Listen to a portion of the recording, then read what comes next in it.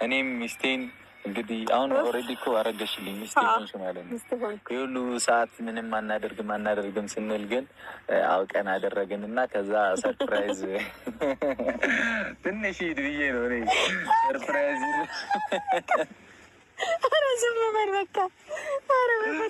ወዲህ ሲያመጣ እኮ ማወቃቸው አይቀርም። ምን እንዳደረግን እኮ አደባባይ ያየዋል። አሁን ተናገር ይወጣልኝ እንጂ እንዲህ ጨረቃ ፋሚሊ እኮ እኔ ቤተሰቦቻችን ናቸው እኮ ይገባኛል። ግን እሺ በቃ ኧረ ዝም በል በእናትህ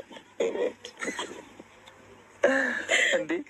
ደስታ እኮ ነው አይደል? እንዴ ልጅ እኮ ደስታ ነው፣ በረከት ነው። አደረግን ትላለህ አንተ እና ሳናረግ ታዲያ ዝም ብሎ ራሱ መጣ ልትይ ነው? ስላደረግን እኮ ነው። ታዲያ ተደረገ ልጅ መምጣቱ ነው ዋናው ነገር።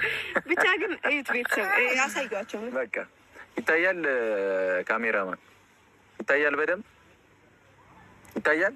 እኔ ልጅ ስላለ ሆዴ ውስጥ መንቀሳቀስ የለብኝም። ይሄንን ነገር በፍሬም ነው ማስቀምጠው። ያው ልጃችን ይታያል አይደል?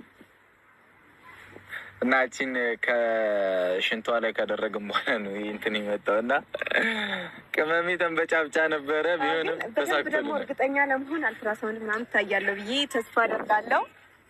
ምን ላሳይ ድጋሚ አልታየም። በጣም ተጨነቅ ካሜራማን። ደስ ብሎሃል ነው?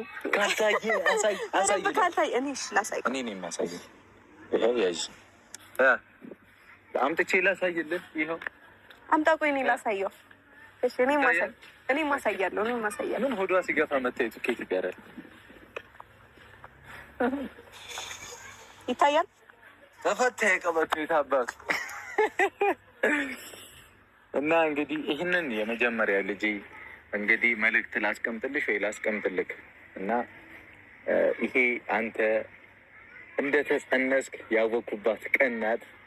በፍሬም አንቺ እንደተጸነሽ የታወቅሽበት ቀን ነው እና የምር አስቀምጧለሁ በፍሬም። እምረሳው ቀን አይደለም። በጣም ላይክ ፍሬን ማየቴ እኔ አላውቅም። በዚህ እድሜ እንደዚህ አይነት ቦታ በጣም የሚጨንቅ ነገር ቢኖረውም ግን ደስ የሚል ነገር ግን ይበዛዋል።